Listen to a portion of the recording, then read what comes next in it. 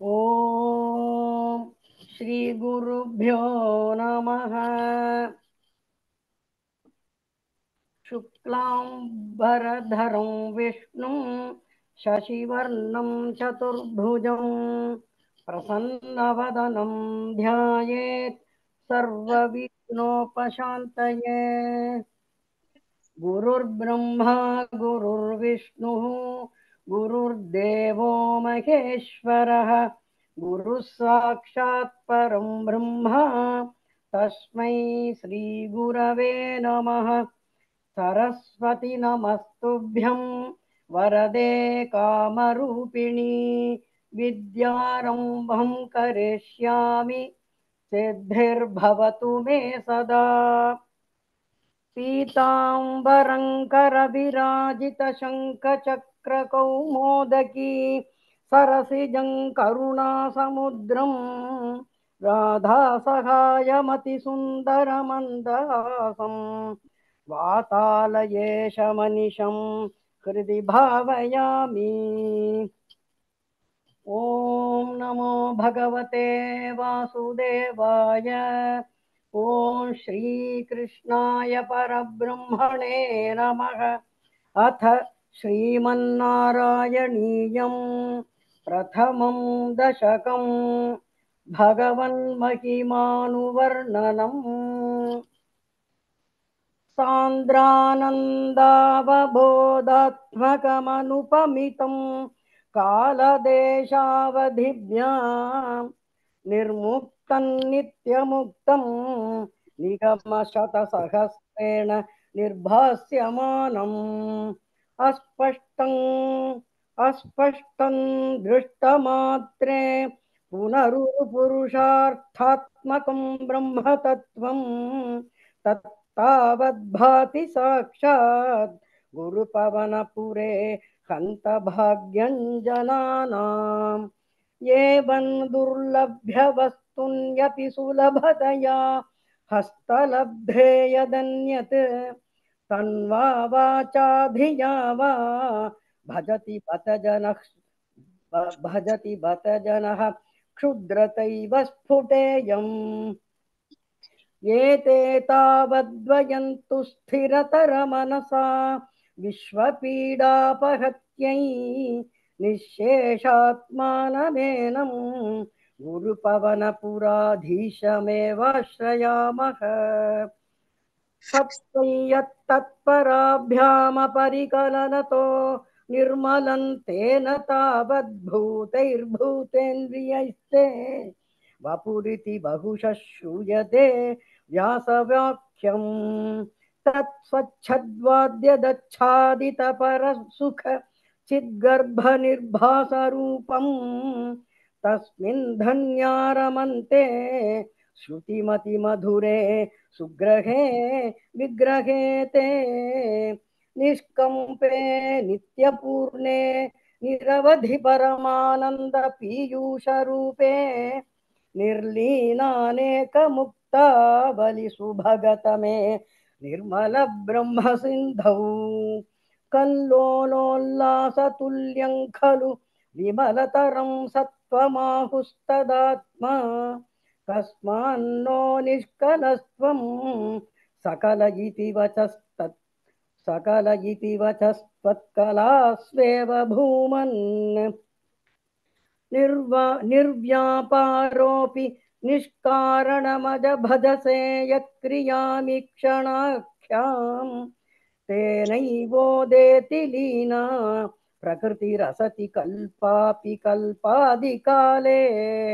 तस्याः संशुद्धमंशङ्कमपि तमतिरोधायकं सत्त्वरूपं सत्त्वं धृत्वा दधासि स्वमहिम विभवा कुण्ठ वैकुण्ठ रूपम्। तत्ते प्रद्यग्रधाराधर ललितकलायावली केलिकारं लावण्यस्यैकसारं सुकृतिजनदृशां पूर्णपुण्यावतारं लक्ष्मी निःशङ्कलीला निलयनममृतस्यन्द सन्दोहमन्तः सिञ्चत्सञ्चिन्तगानां वपुरनुकलये मारुतागारनाथ कष्टाते सृष्टिचेष्टा बहुतर भवखेदावहा जीवभाजाम् इत्येवं पूर्वमालोचितमजित मया नैव मद्याभिजाने नो चेज्जीवाः कथं वा मधुरतरमिदं त्वत्त्वबुश्चिद्रसार्द्रम् नेत्रैः श्रोत्रैश्च पीत्वा परमरससुधाम्बोधि पूरे रमेरन्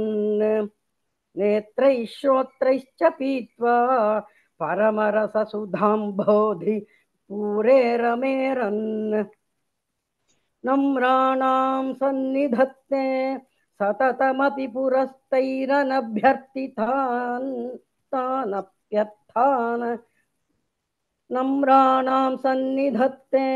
सततमपि पुरस्तैरनभ्यर्थितानप्यर्थान् कामानजस्रं वितरति परमानन्दसान्द्राङ्गतिं च इत्थन्निःशेषलभ्यः निरवधिकफलः पारिजातो हरे त्वं क्षुद्रन्तं शक्रवाटी द्रुममभिलषति व्यर्थमर्तिव्रजोऽयम् कारुण्यात् काममन्यन् ददति खलु परे स्वात्मदस्त्वौ विशेषात् ऐश्वर्यादीशतेऽन्ये जगति परजने स्वात्मनोऽपीश्वरस्त्वं त्वय्युच्चैरारमन्ति प्रतिपदमधुरे चेतनास्फीतभाग्याः त्वञ्चात्मा रामये वेत्यतुलगुणगणाधार शौरे नमस्ते ऐश्वर्यं शङ्करादीश्वर विनियमनं विश्वतेजोहराणां तेजःसंहारि वीर्यं विमलमपि यशो निःस्पृहैश्चोपगीतम् अङ्गासङ्गा सदा श्रीरखिलविदसि न क्वापि ते सङ्गवार्ता तद्वातागारवासिन् मुरहर भगवच्छब्दमुख्याश्रयोऽसि इति श्रीमन्नारायणीये भगवन्महिमानुवर्णनं नाम प्रथमं दशकं समाप्तम् नारायणाखिलगुरो भगवन्नमस्ते नारायणाखिलगुरो भगवन्नमस्ते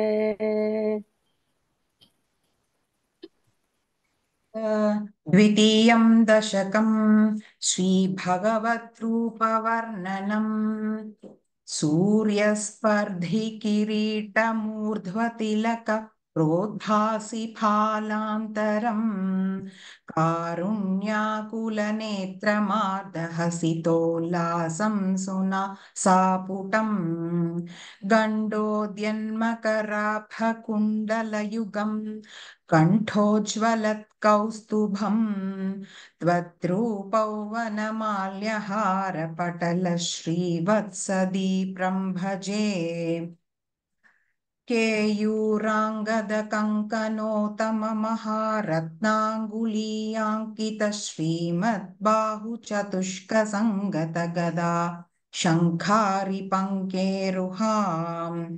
काञ्चित् काञ्चन काञ्चिलाञ्चितलसत्पीताम्बरालम्बिनीम् आलम्बे विमलाम्बुजद्युतिपदाम् मूर्तिं तवार्तिच्छिदम् यत्रैलोक्यमहीयसोऽपि महितं सम्मोहनं मोहनात् कान्तं कान्तिनिधानतोऽपि मधुरं माधुर्यधुर्यादपि सौन्दर्योतरतोऽपि सुन्दरतरं त्वद्रूपमाश्चर्यतोऽप्याश्चर्यं भुवनेन कस्य कुतुकं पुष्णाति विष्णो विभो तत्ताङ्घ्रिं मधुरात्मकं तव वपुः सम्प्राप्य सम्पन्मयी सा देवी परमोत्सुका चिरतरन्नास्ते स्वभक्तेष्वपि तेनास्या बत कष्टमच्युत विभो त्वद्रूपमानोज्ञकः प्रेम स्थैर्यमयाद चापलबला चापल्यवार्तोदभूत् लक्ष्मीस्तावकरामणीयकहृदैर्वेयं परेष्वस्थिरेत्यस्मिन्नन्यदपि प्रमाणमधुना वक्ष्यामि लक्ष्मीपते ये त्वध्यानगुणानुकीर्तनरसासक्ता हि भक्ता जनाः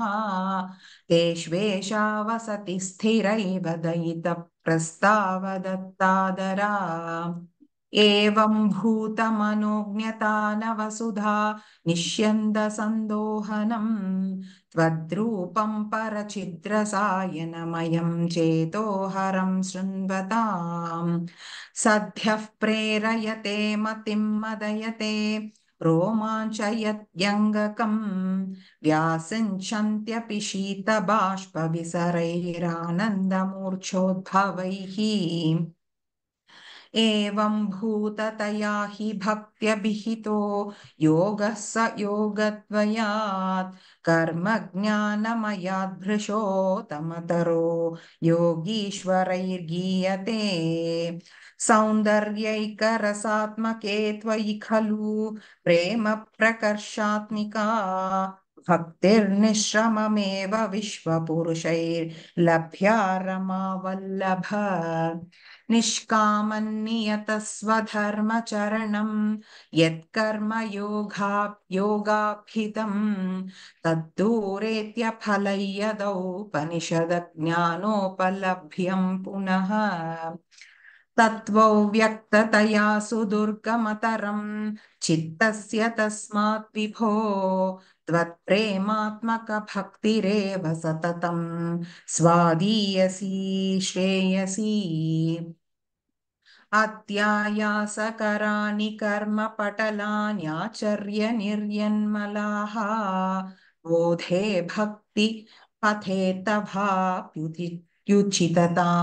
आयान्ति किं तावता क्लिष्ट्वा तर्कपथे परन्तप ब्रह्माख्यमन्ये पुनः चित्तार्द्रत् त्वमृते विचिन्त्य बहुभिः सिद्ध्यन्ति जन्मान्तरैः त्वद्भक्तिस्तु कथारसामृतझरी निर्मज्जनेन स्वयं सिद्ध्यन्ति विमलप्रबोधपदवीमक्लेशतस्तन्वती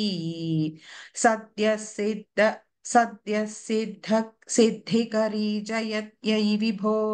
सैवास्तु मे त्वत्पदप्रेम प्रौढिरसार्द्रता धृततरं वातालयाधीश्वर इति श्रीमन्नारायणीये श्रीभगवद्रूपवर्णनं नाम द्वितीयं दशकं समाप्तं नारायणाखिलगुरो भगवन्नमस्ते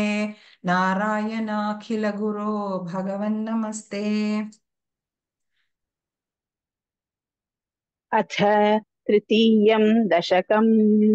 भक्तस्वरूपवर्णनं भक्तिप्रार्थना च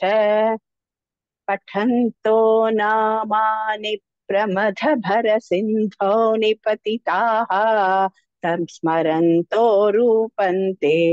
वरद कथयन्तो गुणकथाः चरन्तो ये भक्तास्त्वयि खलु रमन्ते परममून् अहं धन्यान् मन्ये समधिगत सर्वाभिलषितान् कथक्लिष्टं कष्टं तव चरणसेवा रसभरेऽप्यनासक्तं चित्तम् भवति बत विष्णो कुरु दयाम् भवत्पादाम्भोजस्मरण रसिको नाम निवहान् अहं गायं कुहचन विवत्स्यामि विजने कृपा ते जाता चेत् किमिव न हि लभ्यन्तनुभृतां मदीय क्लेशौघप्रशमनदशा नाम कियती न के लोकेऽस्मिन् न निशमयि शोकाभिरहिताः भवद्भक्ता मुक्ता सुखगतिमसक्ता विदधते मुनिप्रौढारूढा जगति खलु गूढात्मगतयः भवत्पादाम्भोज स्मरणविरुजो नारदमुखाः तरन्तीशस्वैरं सततपरिनिर्भातपरचित् सदानन्दाद्वैतप्रसर परिमग्नाः किमपरम् भवद्भक्तिस्फीता भवतु मम सैव प्रशमये अशेषक्लेशौगन् न खलु हृदि सन्देहकणिका न चेद्व्यासस्योऽस्ति तव च वचनं नैगमवचः भवद्मिथ्यारत्या पुरुषवचनप्रायमखिलम् भवद्भक्तिस्तावत् प्रमुखं मधुरा त्वद्गुणरसात् किमप्यारूढा चेत् अखिल परिताप प्रशमनी पुनश्चान्ते स्वान्ते विमल परिबोधोदयमिलन् महानन्दात्वैतन् दिशति किमतः प्रार्थ्यमपरम् विधूय क्लेशान्मे कुरु चरणयुग्मन् धृतरसं भवत्क्षेत्र प्राप्तौ करमपि च ते पूजनविधौ भवन्मूर्त्या लोके नयनमथते पादतुलसी परिघ्राणि घ्राणम् श्रवणमपि ते चारुचरिते प्रभूताधिव्याधि प्रसभचलिते मामकहृति त्वदीयन्तद्रूपं परमसुखचद्रूपमुदीयात् उदञ्चद्रोमाञ्चो गदितं बहुहर्षा शृणिवहः यथा विस्मर्यासं दुरुपशमपीडा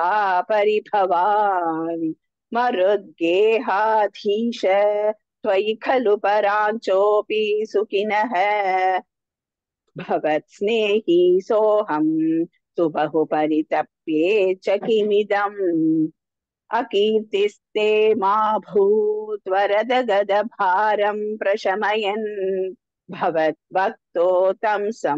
झटिति कुरु मां कंसदमन किमुक्तैर्भूयोभिस्तव हि करुणा यावदुदीयात् अहं तावदेव प्रयुक्त विधिविविधार्थ प्रलपितः पुरः क्लिप्ते पादे वरद तव नेष्यामि दिवसान् यथा शक्ति व्यक्तं नतिनुति निषेवा विरचयन् इति श्रीमन्नारायणीये भक्तस्वरूपवर्णनन् भक्तिप्रार्थना चेति तृतीयं दशकं समाप्तं। नारायणाखिल गुरो भगवन् नमस्ते। नारायणाखिल गुरो भगवन् नमस्ते। अथ श्रीमन्नारायणीयं चतुर्थं दशकम् अष्टाङ्गयोगवर्णनं योगसिद्धिवर्णनं च कल्यतां मम कुरुष्व तावतीं कल्यते भवतु वासनय्यया स्पष्टमष्टविधयोगचर्यया पुष्टया शुद्धव तुष्टिमाप्नुयाम् ब्रह्मचर्य दृढतादिभिर्यमैः प्राप्लवादिनियमैश्च भावितः गुर्महे दृढममि सुखासनं पङ्कजात्यमभिवा भवद्वराः तारमन्त्रनुचिन्त्य सन्ततं प्राणवायुमभियम्य निर्मलः इन्द्रियाणि विषयादतापहृत् यास्महे भवतु वासनोन्मुखाः अस्फुटे वभुषिते प्रयत्नताः धारयेम दीक्षणा मुहुर्मुहुः तेन भक्तिरसमन्दराद्रताम् ऊर्ध्वहेम भवतङ्घ्रिचिन्तकाः विस्फुटावयवभेदसुन्दरम् द्वत्वपुःसुचिरशीलनावशात् अश्रमं मनसि चिन्तयामहे ध्यानयोगनिरतास्त्वदाश्रयाः ध्यायतां सकलमूर्तिमीतृषीम् उन्मिषन् मधुरता हृदात्मनाम् सान्द्रमोदरसरूपमान्तरम् ब्रह्मरूपमहिदेव भासते तत्समास्वदनरूपिणीं स्थितिं त्वत्समाधिमयि विश्वनायका आश्रिताः पुनरदः परिच्युतौ आरभे महि च धारणाधिकम् इत्थमभ्यसननिर्भरोलसत् त्वत्परात्मसुखकल्पितोत्सवाः मुक्तभक्तगुणमौलिदाङ्गताः सञ्चरेम शुगनारदाधिवत् त्वत्समाधिविजये तु यः पुनर्मंशुमोक्षरसिकक्रमेण वा योगवश्यमनिलं षडाश्रयैरुन्नयत्यजशुशुम्न्याशनैः लिङ्गदेहमभिसन्त्यजन्नतः लीयते त्वयि परे निराग्रहा ऊर्ध्वलोककुतुकीतुमूर्ततः सार्धमेव करणैर्निरीयते अग्निवास्रवलक्षपक्षगैरुद्धरायणजुषाच्च तैवदैः प्रापितो रविपदं भवत्पराः मोदवान् ध्रुवपा पदान्तमीयते आस्तितोत्तमहरालये यदा शेषवक्त्रतः नोष्मनोरदत् मनोर्द्यते ईयते भवतु भाश्रयस्तथा वेदसः पदमदः पुरैव वा तत्र वा तव पथे तवावसन् प्राकृतः प्रलययेदि मुक्तताम् स्वेच्छया खलु पुरा विमुच्यते सौविविद्य जगदण्डमोजसा तस्य चक्षि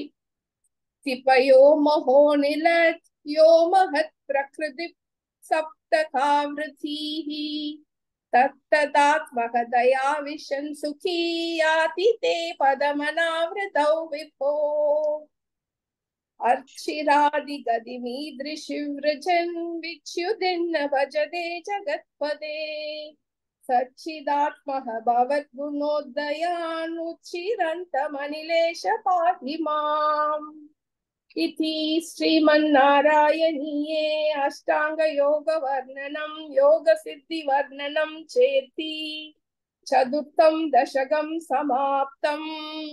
नारायणाखिल गुरो भगवन्नमस्ते नारायणाखिल गुरो भगवन्नमस्ते अथ श्रीमन्नारायणीयम् पंचमं दशकं विराट पुरुषोत्पत्तिवर्णनं व्यक्तमिदन्न किञ्चित् भवत् प्राकृत प्रक्षये मायायाङ्गुणसाम्यरुद्ध विकृतौ त्वय्यागतायालयं नो मृत्युश्च तदामृतं च समभून् नान्हो न रात्रे स्थितिः तत्रैकस्त्वमशिष्यथाखिलपरा नन्दप्रकाशात्मनां कालः कर्म गुणाश्च जीवनिवः विश्वं च कार्यौ विभो चिल्लीलारतिमेयुषि त्वयि तदा निर्लीनतामाययुः तेषानैव वदन्त्य सत्त्वमयि भोस् शक्त्यात्मना तिष्ठताम् नो चेत् किं गहन प्रसुन्न सदृशां भूयो भवेत् सम्भवः एवञ्च द्विपरार्धकालविगता वीक्षांसि सृक्षात्मिकाम् बिभ्राणे त्वयि सुक्षुभे त्रिभुवनि भावाय माया स्वयम् मायातः खलु कालशक्तिरखिला दृष्टं स्वभावोऽपि च प्रादुर्भूय गुणान् विकास्य विदधु तस्या सहायक्रियाम् माया सन्निहितो प्रविष्ट वपुषा साक्षीति गीतो भवान् भेदैस्तां प्रतिबिम्बतो विविशिवान् जीवोऽपि नैवापरः कालादिप्रतिबोधिताथ भवता सञ्चोदिता च स्वयं माया सा खलु बुद्धितत्त्वमसृजद्योऽसौ महानुच्यते तत्रासौ त्रिगुणात्मकोऽपि च महान् सत्त्वप्रधानः स्वयं जीवेऽस्मिन् खलु निर्विकल्पमहमित् युद्बोधनिष्पादकः चक्रेऽस्मिन् सविकल्पबोधकमहन् तत्त्वं महान् कल्वसौ सम्पुष्टं त्रिगुणैः समोति बहुलं विष्णो भवत्प्रेरणात् सोऽहं च त्रिगुणक्रमात् त्रिविधथा मासाद्य वैकारिकः भूयस्तैजसतामसाविति भवन् नाद्येन सत्त्वात्मना देवानिन्द्रियमानिनो कृतदिशा वाता कृपास्यस्विनः वह्नीन्द्राच्युतमित्रकान् विधुविति श्रीरुद्रशारीरकान् भूमन्मानसबुद्धयं कृतिमिलच्चित्ताख्य वृत्त्यन्वितं तच्छान्तःकरणौ विभो तव बलात् सत्त्वांस एवासृजत् जातस्तैजसतो दशेन्द्रियगणस्तत्ताम सांशात् पुनः तन्मात्रन्नभसो मरुत्पुरपते शब्दो जनित्वद्बलात् शब्दात् व्योम ततः ससर्जित विभो स्पर्शं ततो मारुतं तस्माद्रूपमतो महोत च रसं तोयं च गन्धं महीम् एवं माधव पूर्वकलनाद्याद्याद्य धर्मान्वितं भूतर्ग्राममिमं त्वमेव भगवन्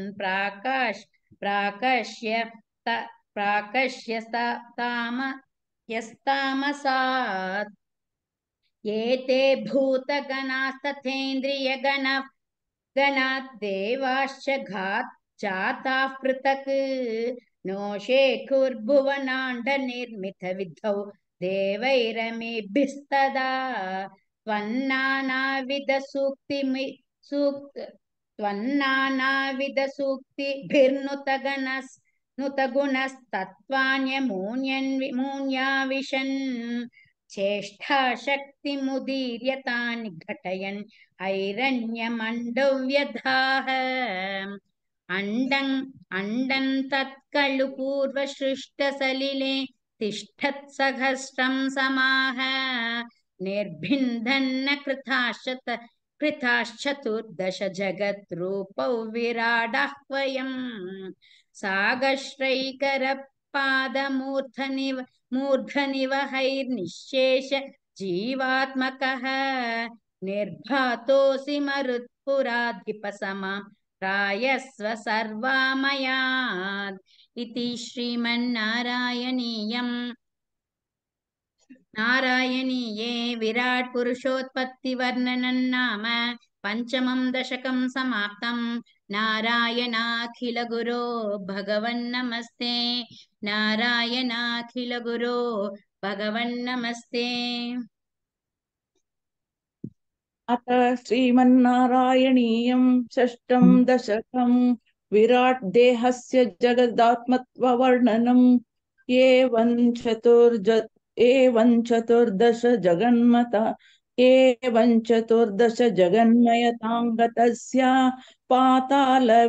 पातालमीश पादतलौ वदन्ति पादोद्वदेशमपि देवरसा तलन्ते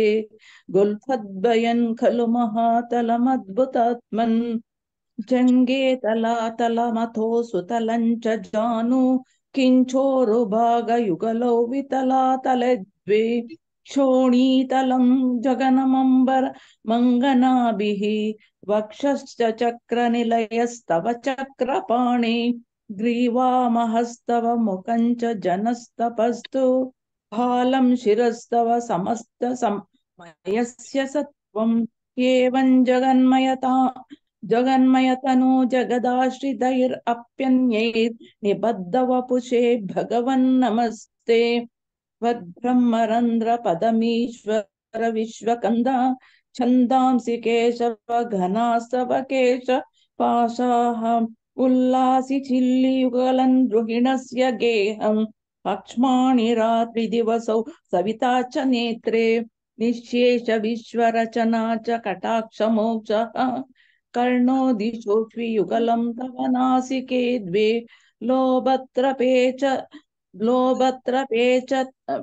भगवन्नतरोत्तरोष्टौ तारागणश्च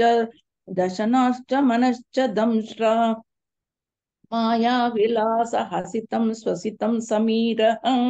जिह्वाजलौ वचनमीश शकुन्तपङ्क्तिः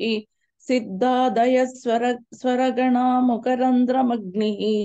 देवाबुजास्तनयुगं तव धर्मदेवः पृष्ठन्ध्वधर्म इह देव मनस्सुधांशुः अव्यक्तमेव हृदयाम्बुजमम्बुजाक्षः कुक्षिः समुद्रनिवह वसनन्तो सन्ध्ये शेप प्रजापतिरसौ वृषणौ च मित्रः श्रोणीस्थलं मृगगणा पदयोर्नकास्ते हस्त्युष्टसैन्धव मुखागमनन्तु कालः विप्रादिवर्णभवनो वदनाब्जबाहो चारूरुयुग्मचरणो करुणाम्बुदेते संसारचक्रमयि चक्रधर क्रियास्ते वीर्यं महासुरगणोऽस्ति कुलानि शैलाः नाड्यः सरितसमुदयस्तरवश्चरोम धीयादिदौ परनिर्वचनीयमीश ईदृग्जगन्मय वपुस्तव कर्मभाजां कर्मावसान समये स्मरणीय बाहु सस्यान्तरात्मवपुषे विमलात्मनेते वातालयादीप नमोऽस्तु निरुन्दिरोगान् इति श्रीमन्नारायणीये विराट देहस्य जगदात्मत्ववर्णनं नाम षष्ठमं दशकं समाप्तम् नारायणाखिल गुरो भगवन्नमस्ते नारायणाखिल गुरो भगवन्नमस्ते अथ श्रीमन्नारायणीयं सप्तमं दशकं हिरण्यगर्भोत्पत्तिवर्णनं वैकुण्ठदर्शनं च एवं देव चतुर्दशात्मक जगत् रूपेण जातः पुनः तस्योर्ध्वं खलु सत्यलोकनिलये जातोऽसि धाता स्वयं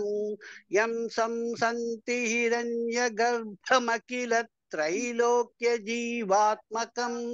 यो भूत्स्फीतरजो विकार विकसन्नानाशिश्रुक्षारसः सोऽयौ विश्वविसर्गदत्त हृदयः सम्पश्यमानः स्वयं बोधं कल्वनवाप्य विश्वविषयं चिन्ताकुलस्तस्थिवान् तावत् जगदां पतेत पतपेत् एवं हि वैहायसीं वाणीमेनमशिश्रवश्रुतिसुखां कुर्वन् स्तपप्रेरणां कोऽसौ मामवदत् पुमानिति जला पूर्णे जगन्मण्डले वीक्ष्य किमप्यनीक्षितवता वाक्यार्थमुत्पश्यता दिव्यौ वर्षसहस्रमात तपसा तेन त्वमाराधितः तस्मै दर्शितवानसिष्वनिलयौ वैकुण्ठमेकाद्भुतम् माया यत्र कदापि नो विकुरुते भादे जगद्भ्यो बहिः शोक क्रोध विमोह साध्वसमुखा भावास्तु दूरं गताः सान्द्रानन्दजरीश यत्र परमज्योति प्रकाशात्मके तत्ते धाम विभाविधौ विजयते वैकुण्ठरूपौ विभो यस्मिन्नाम चतुर्भुजा हरिमणि श्यामावधादद्विषः नानाभूषण रत्नदीपित दिशो राजत् विमानालयाः भक्ति प्राप्त तथा विधोन्नत पदा दिव्यन्ति दिव्या जनाः तत्ते धाम निरस्त सर्वसमलौ वैकुण्ठ पञ्जयेत् नाना दिव्य वधूजनैरभिवृता विद्युल्लता तुल्यया विश्वोन्मादन हृदय गात्रलतया विद्योतिता सान्तरा पादाम्बुज सौरभैक कुतुका लक्ष्मी स्वयं लक्ष्यते यस्मिन् विस्मयनीय दिव्य विभवन् तत्ते पदं देहि मे तत्रैवं प्रतिदर्शिते निजपदे रत्नासनाध्यासितं भास्वत्कोटिलसत्किरीटकडगाद्या कल्पदी प्राकृति श्रीवत्साङ्गिदमात कौस्तुभमणिच्छायारुणङ्कारणं विश्वेशां तव रूपमैक्षद विधिस्तत्ते विभो भातु मे कालाम्भोदकलाय कोमलरुचि चक्रेण चक्रं दिशाम् आवृण्वानमुदारमन्दहसितस्यन्तप्रसन्नाननं राजत्कम्बुगधारि पङ्कजधर श्रीमद्भुजा मण्डलं शिष्टुस्तुष्टिकरौ वपुस्तव विभो मद्रोगमुद्वासयेत् दृष्ट्वा संभ्रमकमलभूस्पत्पादपाथोरुहे हर्षावेशवसौ वधो निपतितः प्रीत्या कृतार्थी भवन् जानास्येव मनीषितं मम विभो ज्ञानं तथा पादय द्वैताद्वैत भवस्वरूप परमित्याचष्ट तन्त्वां भजे आताम्रे शरणे विनम्रमतथं हस्तेन हस्ते स्पृशन् बोधस्ते भविता न सर्गविधिर्बन्धोऽपि सञ्जायते इत्याभाष्य गिरं प्रदोष नितरान् तच्चित्तगूढस्वयं सृष्टौ तं समुदैरयस्य भगवन्नुल्लासयोल्लागताम् इति श्रीमन्नारायणीये हिरण्यगर्भोत्पत्तिवर्णनं वैकुण्ठदर्शनं चेति सप्तमं दशकं समाप्तं नारायणाखिल गुरु भगवन् नमस्ते नारायणाखिल गुरो भगवन् नमस्ते। अथ श्रीमन्नारायणीयम् अष्टमं दशकं प्रलयवर्णनं जगत्सृष्टिप्रकारवर्णनं च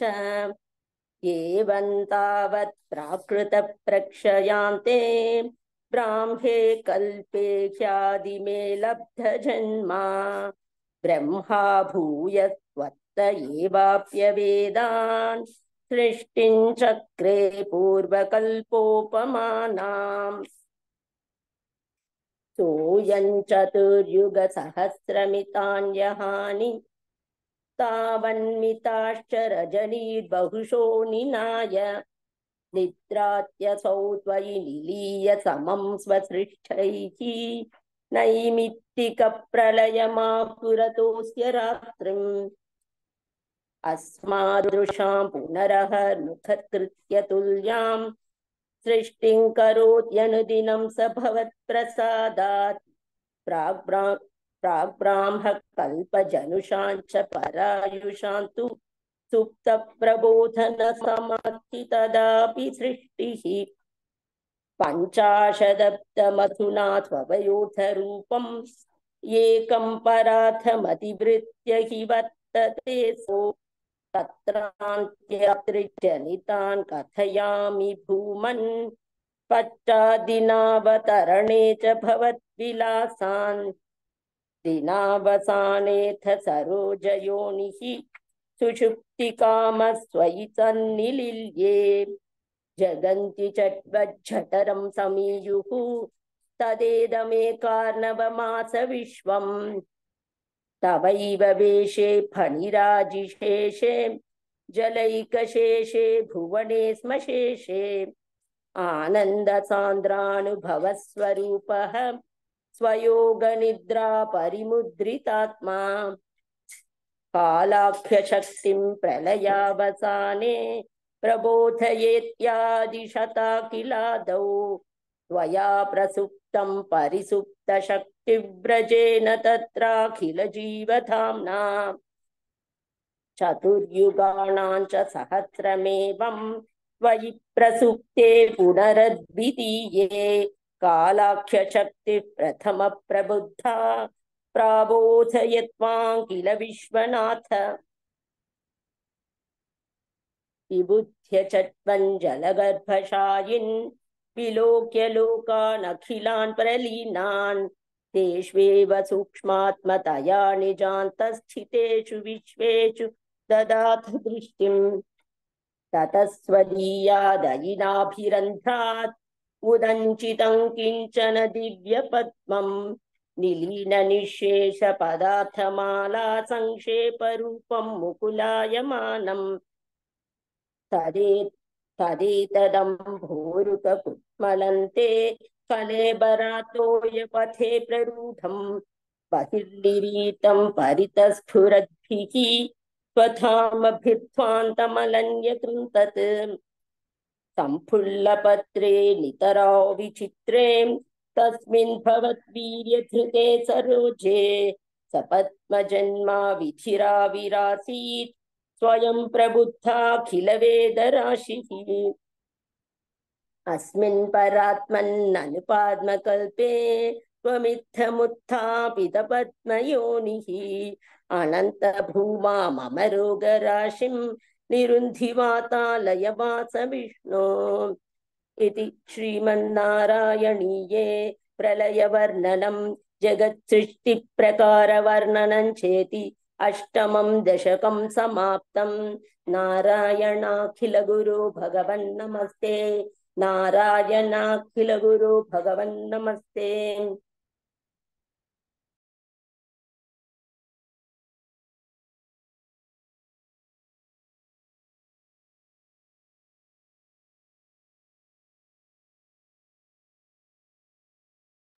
ராஜலட்சுமி பகினி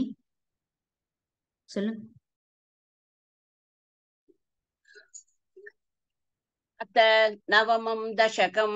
जगत्सृष्टिवर्णनं स्थितः स कमलोद्भवस्तव हि नाभिपङ्केरुहे कुतस्विदितमम्बुदात् उदितमित्यनालोकयन् तदीक्षणकुतूहलात् प्रतिदिशौ विवृत्ताननः चतुर्वदनतामगाद् विकसतष्टदृष्ट्याम्बुजाम् महार्णवविकूर्णितौ कमलमेव तत्केवलं विलोक्य तदुपाश्रयन् तव दनुन्तु नालोकयन् क एष कमलोदरे महति निस्सहायोह्वयं ह्यहम् कुतस्त्विदितमम्बुजं समजनीति चिन्तामकात् अमुष्य हि सरोरुहः किमपि कारणं सम्भवेत् इति स्म कृति निश्चयः सकलु नालरन्ध्रात्मना स्वयोगबलविद्यया समवरूढवान् प्रौढधीः त्वचीयमदिमोहनं तु कलेपरं दृष्टवान् ततः सकलनालिका विवरमार्गो मार्गयन् प्रयस्य शतवत्सरं किमपि नैव सन्दृष्टवान् निवृत्य कमलोदरे सुखनिषण्ण एकाग्रदीः समाधिबलमातते भवदनुग्रहैकाग्रही शतेन परिवत्सरैर्धृतसमाधिबन्धोल्लस प्रबोधविशदीकृतः सकलु पद्मिनी सम्भवः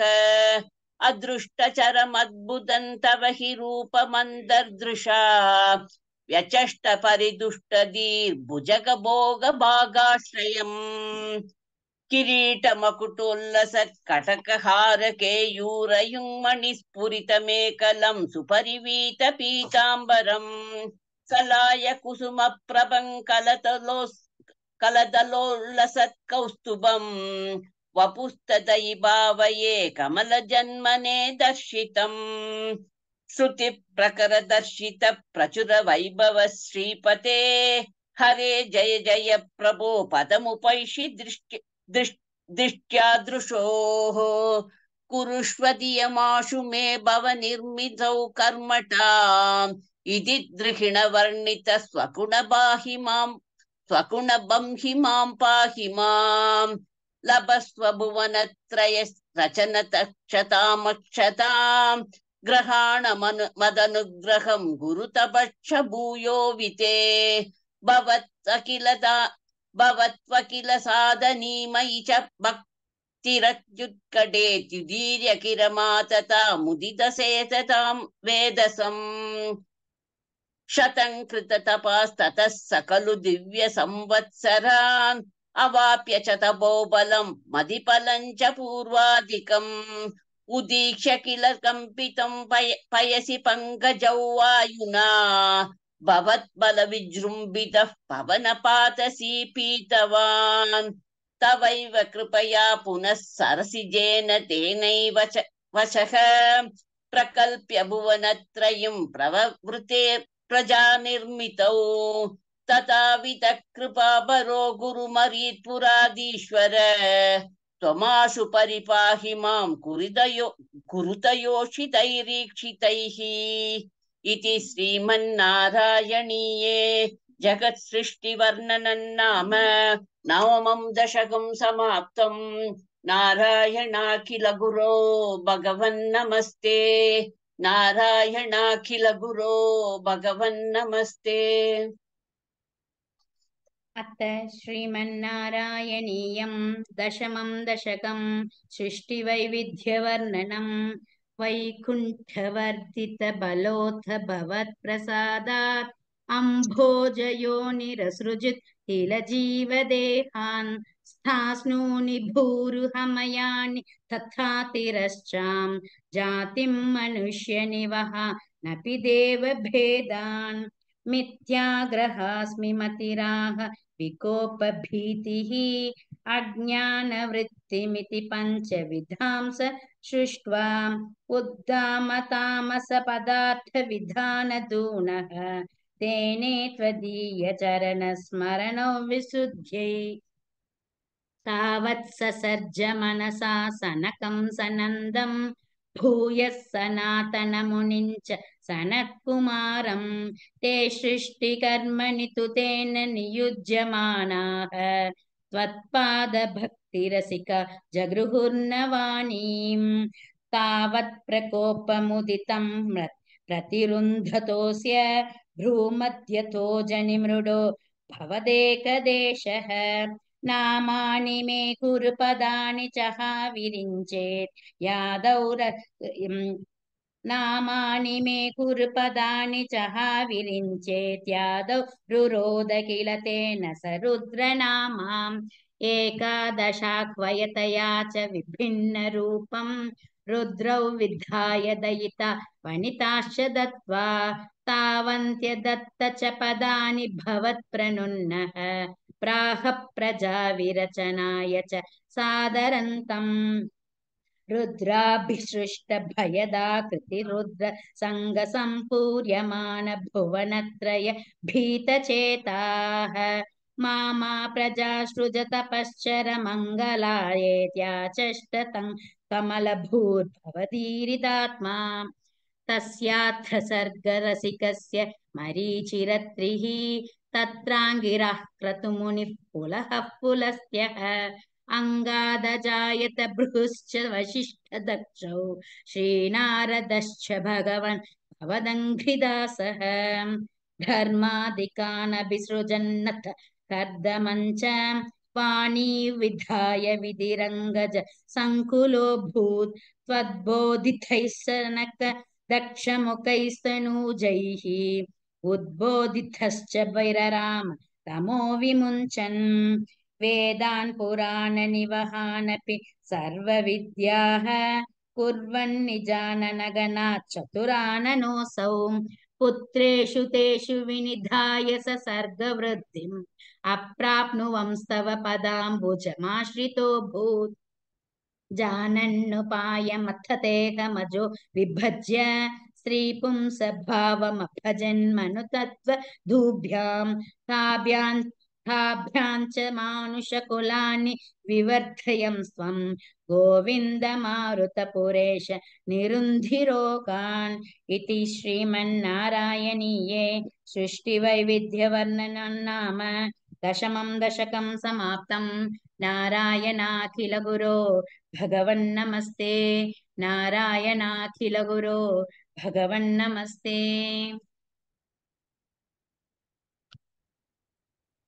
अथ श्रीमन्नारायणीयम् एकादशं दशकं सनकादीना वैकुण्ठप्रवेशवर्णनं जय विजयशापवर्णनं हिरण्यकशिपु हिरण्याक्षोत्पत्तिवर्णनं च क्रमेण सर्गे परिवर्धमाने कदापि दिव्याः सनकादयस्ते भवद्विलोकाय विकुण्ठलोकं प्रपेदिरे मारुतमन्दिरेश मनोज्ञनैश्रेयसकाननाद्यैः अनेकवापी मणिमन्दिरैश्च अनूपमन्तं भवतो निकेतं मुनीश्वरा प्रापुरतीतकक्ष्याः भवद्धिदिक्षून् भवनौ विविक्षून् द्वास्थौ जयस्तान् विजयोऽप्यरुन्धाम् तेषां च चित्ते पदमापकोपः सर्वं भवत्प्रेरणयैव भूमन् वैकुण्ठलोकानुचितप्रचेष्टौ कष्टौ युवान् दैत्यगतिं भजेतम् इति प्रशप्तौ भवदाश्रयौ तौ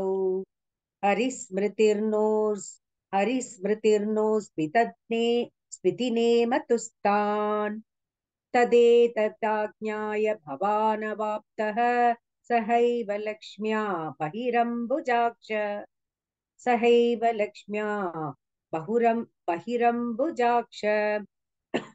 खगेश्वरां सार्पितचारुबाहुः आनन्दयंस्तानभिराममूर्त्या प्रसाद्य गीर्भिस्तुवतो मुनीन्द्रान् अनन्यनाथ वथ पार्षदौ तौ संरम्भयोगेन भवैश्रीभिर्माम् उपेतमित्याथ कृपन्यकादीः त्वदीयभृत्यावथ काश्यपातौ सुरारिवीरावुदितौ दितौ द्वौ सन्ध्यासमुत्पादनकष्टचेष्टौ यमौ च लोकस्य यमाभिवान्यौ हिरण्यपूर्वः कशिपुः किलैकः परो हिरण्याक्ष इति प्रतीतः उभौ भवन्नाथमशेषलोकं रुषान्यरुन्धान् निजवासनान्थौ तयोर्हिरण्याक्ष महासुरेन्द्रः रणाय धावन्ननवाप्तवैरी भवत्प्रियाक्ष्मां सलिले निमज्य चचार गर्वाद् गदावान् ततो जलेशात् सदृशं भवन्तं निशम्य बभ्राम गवेशयंस्त्वाम् भक्तैकदृश्यः स कृपानिधे त्वम् निरुन्धिरोगान् मरुतालयेश इति श्रीमन्नारायणीये सनकादीना वैकुण्ठप्रवेशवर्णनं जय विजयशापवर्णनं हिरण्यकशिपु हिरण्याक्षोत्पत्तिवर्णनं चेति एकादशं दशकं समाप्तं नारायणाखिलगुरो भगवन्नमस्ते नारायणाखिलगुरो भगवन्नमस्ते अथ श्रीमन्नारायणीयं द्वादशं दशकं वराहावतारवर्णनं भूम्युद्धरणवर्णनं च स्वायम्भुवो मनुरथो जनसर्गशीलः दृष्ट्वा महीमसमये सलिले निमग्नाम् षष्ठारमापशरणं भवदङ्घ्रिसेवा तुष्टाशयं मुनिजनैः सह सत्यलोके कष्टं प्रजा सृजति मय्यवनिर्निमग्ना स्थां सरोज भव कल्पय तत्प्रजानाम् इत्येवमेष कथितो मनुना स्वयंभूः अम्भोरुहाक्ष तव पादयुगौ व्यचिन्तीत् हा हा विभो जलमहन्यपिबं पुरस्तात् अद्यापि मज्जति मही किमहं करोमि इत्थं त्वदङ्घ्रियुगलं शरणय्यतोऽस्य नासापुटा समभव शिशुकोलरूपी अङ्गुष्ठमात्रवपुरुत्पतितः पुरस्तात् भूयोऽथ कुम्भिसदृशः समजम्भ्रतास्त्वम् अभ्रे तथा विधमुदीक्ष्य भवन्तमुच्चैः विस्मीरतौ विधिरगात् सह सूनुभिः स्वैः कोसावचिन्त्य महिमा किटिरुत्थितो मे नासापुटा किमु भवेत् जितस्य माया इत्थौ विचिन्तयति धातरि शैलमात्रः सद्यो भवन् किल जगर्जित घोरघोरम् तन्ते निनादमुपकर्ण्य जनस्तपस्थाः सत्यस्थिताश्च मुनयो नुनुर्भवन्तम् तत्स्तोत्रहर्षुलमनः परिनद्य भूयः तोयाशयो विपुलमूर्तिरवातरस्त्वम् ऊर्ध्वप्रसारि परिधूम्रविधूतरोमा प्रोक्षिप्तवालधिरवाङ्मुखघोरघोनः तून प्रदीन जलतः परिघूर्णदर्शना सूत्रन्मुनीन् शिचरयन्नवतीर्य तत्त्वम् अन्तर्जलन्तदनुसङ्कुलनक्रचक्रम् भ्राम्यतिमिङ्गिलकुलं कलुषोर्मिमालम् आविश्य भीषणरवेन रसातलस्थान् आकम्पयन् वसुमतीमगवेशयस्त्वम् दृष्ट्वाथ दैत्यहतकेन रसातलान्ते संवेशितान् झटिति कूटकिटिर्विभो त्वम् आपातुकान् विगणय्य सुरारिखेटान् दंष्ट्राङ्कुरेण वसुधा मदधासलीलम् अभ्युद्धरन्नथ धरन् दशनाग्रलग्नमुस्ताङ्कुराङ्कित इवाधिकपीवरात्मा उद्धूत घोरसलिलाज्जलधेरुदञ्चन् क्रीडावराहवपुरीश्वर पाहि रोगात् इति श्रीमन्नारायणीये वराहावतारवर्णनं भूम्युद्धरणवर्णनं चेति द्वादशं दशकं समाप्तं नारायणाखिलगुरो भगवन्नमस्ते नारायणाखिलगुरो भगवन्नमस्ते अथ श्रीमन्नारायणीयं त्रयोदशं दशकं हिरण्याक्षवधवर्णनम्। हिरण्याक्षं तावत् वरद भवदन्वेषण परं चरन्तं सावर्ते पयसि निज जङ्घा परिमिते भवद्भक्तो गत्वा कपटपटुधिर्नारदमुनिः शनैरुचे नन्दन्दनुजमपि निन्दं स्तव बलम् समायावी विष्णुर्हरति भवदीया वसुमतीं प्रभो कष्टं कष्टं किमिदमिति तेनाभिगतितः नदन् क्वासौ पासाविति स मुनिना दर्शित पथः भवन्तं सम्प्रापद्धरणिधरमुद्यन्तमुदकात् अहो आरण्योऽयं मृगहिति असन्तं बहुतरैः दुरुक्तैर्विद्यन्तं दितिसुतमवज्ञाय भगवन् महीं दृष्ट्वा दंश्राशिरसि चकितां स्वेन महसा पयोधावाधाय प्रसभमुदयुङ्क्ता मृधविधौ गदापानौ दैत्ये त्वमपि हि गृहीतोन्नतगतः नियुद्धेन क्रीडन् घटघटरवोद्घुष्टवियताम् रणालोकौत्सुक्यान् मिलति सुरसङ्घे द्रुतममुं निरुन्ध्या सन्ध्यातः प्रथममिति धात्रा जगदिशे गदोन्मर्दे तस्मिन् स्तव खलु गदायान्धिति भुवः गदागाथाद् भूमौ झटिति पतितायामहः भोः मृदुस्मेरास्यस्त्वं धनुजकुलनिर्मूलनचनं महाचक्रं स्मृत्वा करभुवि दधानोरुरुचिषे ततः शूलङ्कालप्रतिमऋषि दैत्ये विसृजति त्वयि छिन्दत्येन करकलितचक्रप्रहरणात् समारुष्टो मुष्ट्या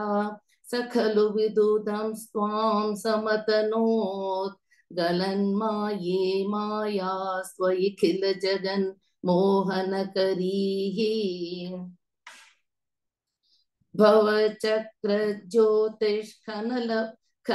भवचक्रज्योतिष्खनलवनिपातेन विधुते ततो माया चक्रे वितत घनरोषान्धमनसं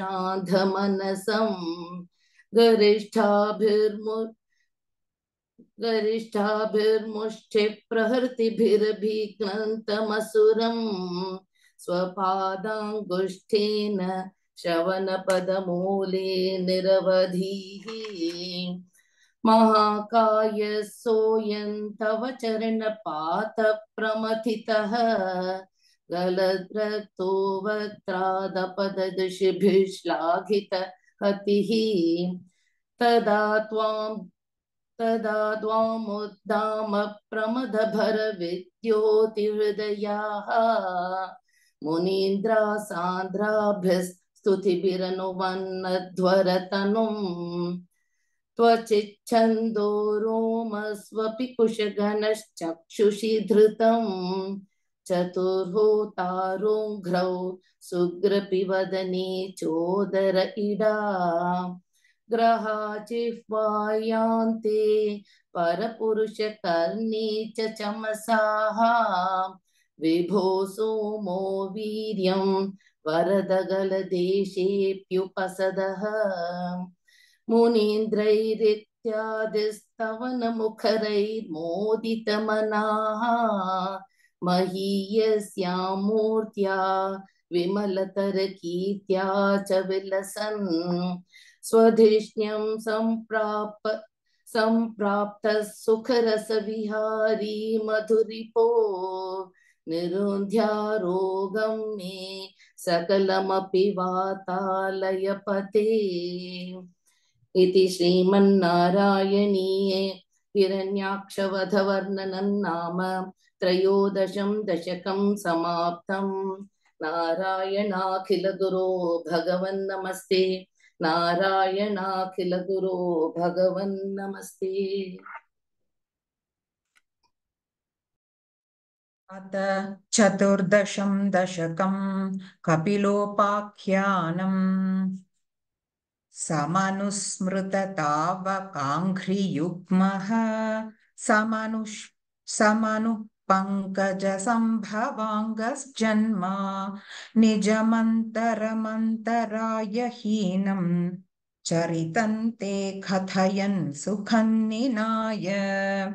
समये खलु तत्र कर्दमाख्यः द्रुहिणच्छाया भवत्स्तदीयवाचा धृतसर्गरसो निसर्गरम्यं भगवंस्त्वामयुतं समासिषेवे गरुडोपरि कालमेघकम्रं विलसत्केलिसरोजपाणिपद्मं हसितो लसिताननौ विभो त्वं वपुराविष्कुरुषे स्म कर्दमाय स्तुवते पुलकावृताय तस्मै मनुपुत्रीन्दयितान्न वापि पुत्रीः कपिलं च सुतं स्वमेव पश्चात् स्वगतिं चाप्यनुगृह्य निर्गतो भूः समनुष्यतरूपया महिष्या गुणवत्या सुतया च देवहूत्या भवदीरितनारदोपदिष्टः समगात् कर्दममागतिप्रदीक्षम् मनुनोपहृतां च देवहूतिं तरुणीरत्नमवाप्य कर्दमोऽसौ भवदर्चननिर्वृतोऽपि तस्यां दृढशुश्रूषणया ददौ प्रसादम् स पुनस्त्वदुपासनप्रभावात् दयिता कामकृते कृते विमाने वनिताकुलसङ्कुलो नवात्मा व्यहरत्तेव पथेषु देवहूत्या शतवर्षमथौ व्यतीत्य सोऽयं नवकन्या समवाप्य धन्यरूपाः वनयानसमुद्यतोऽपि कान्ताहितकृत्वच्चननोत्सुकान्यवात्सीत् निजभर्तृगिरा भवन्निषेवा निरताया मतदेव देवहूत्यां कपिलस्त्वमजायथा जनानां प्रतयिष्ययन् परमात्मतत्त्वविद्यां वनमेयुषि कर्दमे प्रसन्ने मत सर्वस्वमुपादिशन् जनन्यै कपिलात्मकवायुमन्दिरेश त्वरितं त्वं परिपाहि मां गदौघात् इति श्रीमन्नारायणीये कपिलोपाख्यानं नाम चतुर्दशं दशकं समाप्तं। नारायणाखिलगुरो भगवन्नमस्ते।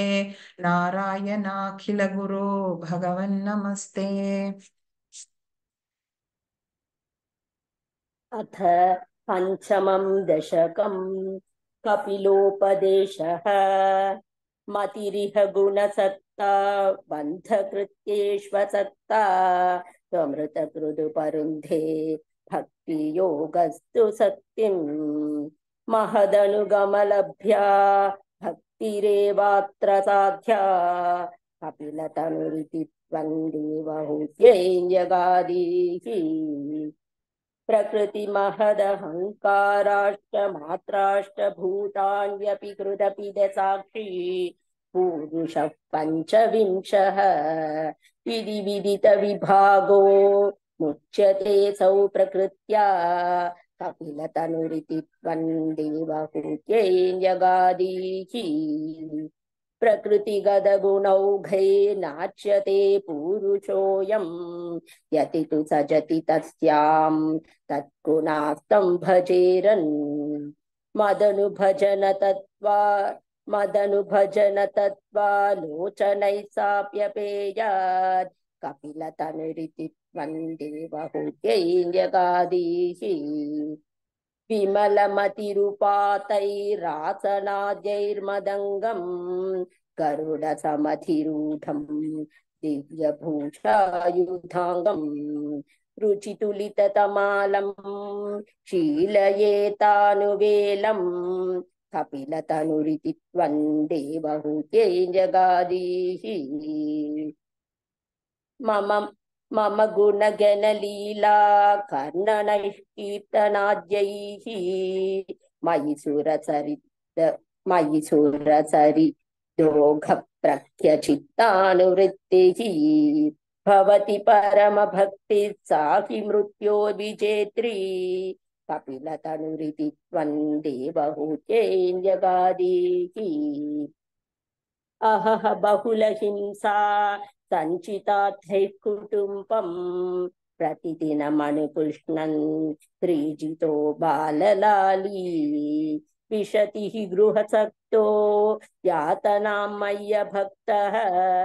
कपिलतनुरिति वन्दे बहुत्यैर्यगादीः युवति झठरखिन्नो जातबोधप्यकाण्डे प्रसवगलितबोधः पीडयोल्लङ्घ्य बाल्यम् पुनरपि बत मुख्यत्येव तारुण्यकाले कपिलतनुरिति वन्दे बहुत्यैर्यगादीः पितृसुरगणयाजी धार्मिको यो गृहस्थः सजनि पतति काले दक्षिणाध्योपगामी मयि निहितमकामं कर्म तु दक्पदार्थं कपिलतनुरिति वन्दे बहुत्यैर्यगादीः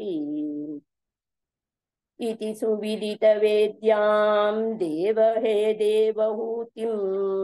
कृतनुतिमनुगृह्य त्वङ्गतो योगिसङ्घैः विमलमतिरुथासौ भक्तियोगेन मुक्ता त्वमपि जनहितार्थो वर्तसे प्रागुदीक्ष्याम् परम किमु बहुक्त्या त्वत्पदाम्भोजभक्तिं सकलभयविनेत्रीं सर्वकामोपनेत्रीं वदसि खलु दृढं त्वं तद्विधूयामयान्मे गुरुपवनपुरेश त्वय्युपाधस्व भक्तिम् इति श्रीमन्नारायणीये कपिलोपदेशन्नाम पञ्चमं दशकं समाप्तं। नारायणाखिलगुरो भगवन्नमस्ते, नारायणाखिलगुरो भगवन्नमस्ते। Stop recording.